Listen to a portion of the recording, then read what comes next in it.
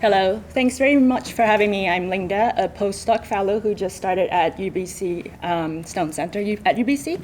I just completed my PhD studies at UCL, where I must say the Stone Center at UCL also had a huge impact on my PhD life.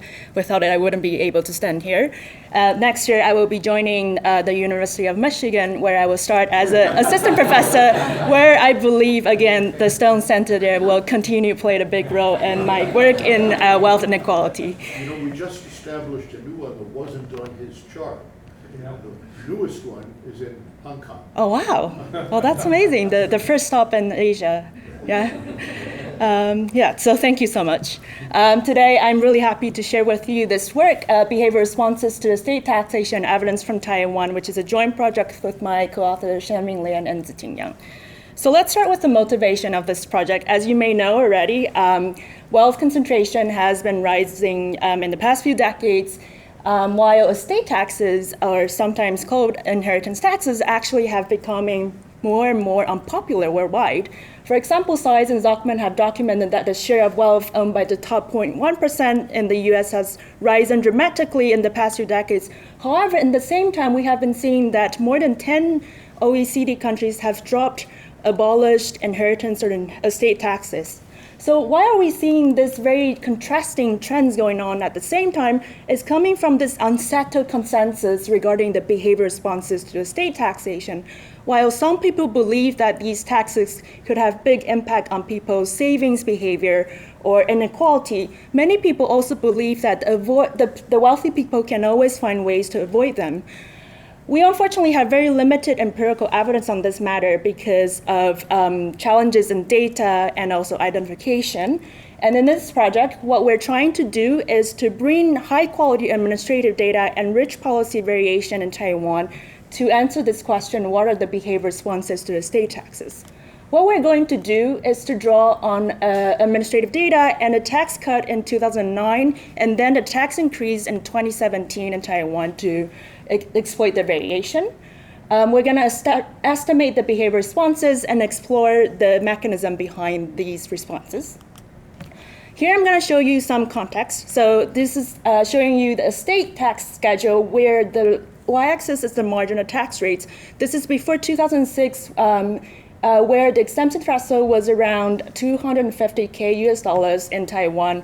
Around the top 4% of the people who died every year will be facing these taxes, which is quite progressive. The marginal tax rate range between 2 to 50%. From time to time, sometimes the government will adjust the exemption threshold a little bit to keep pace with the inflation, to make sure that it's a similar fraction of people paying these taxes. For example, in 2006, they raised the exemption threshold a little bit to keep pace with that. In 2009, which will be the first reform that we will be exploiting, has two big changes. One is that there's a big increase in exemption threshold. The other is that the progressive tax schedule was basically slashed into a flat rate tax at the 10% flat rate. 8 years later, a different party took office, and they reverted this schedule back to a progressive one by increasing the marginal tax rates at the top bracket. So here I'm going to show you evidence telling you how people are attentive to these shifts in exemption thresholds. So these are not something that nobody cares about, but things that people really do care about. So I'm going to show you, here I'm plotting out the frequency of number of people who died.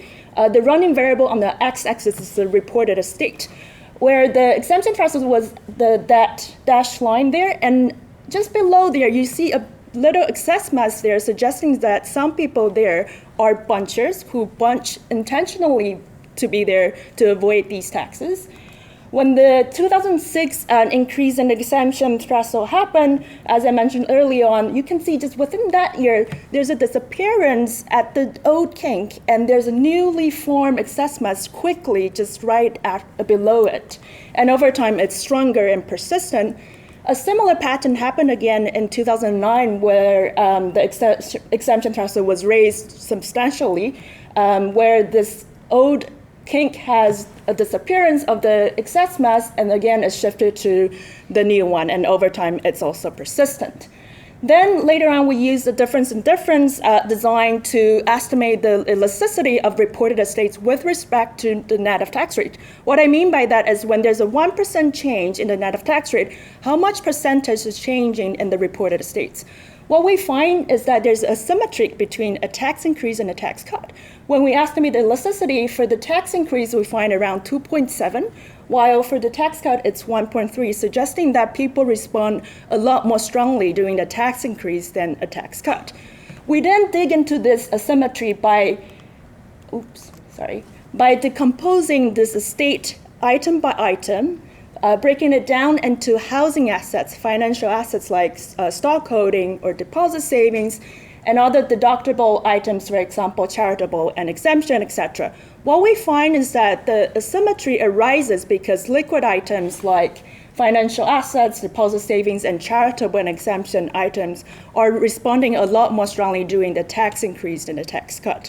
Later on, we used multiple evidence in the paper to show that these responses are mostly coming through tax avoidance. And the reason why there is an asymmetry is because during lifetime, people plan ahead.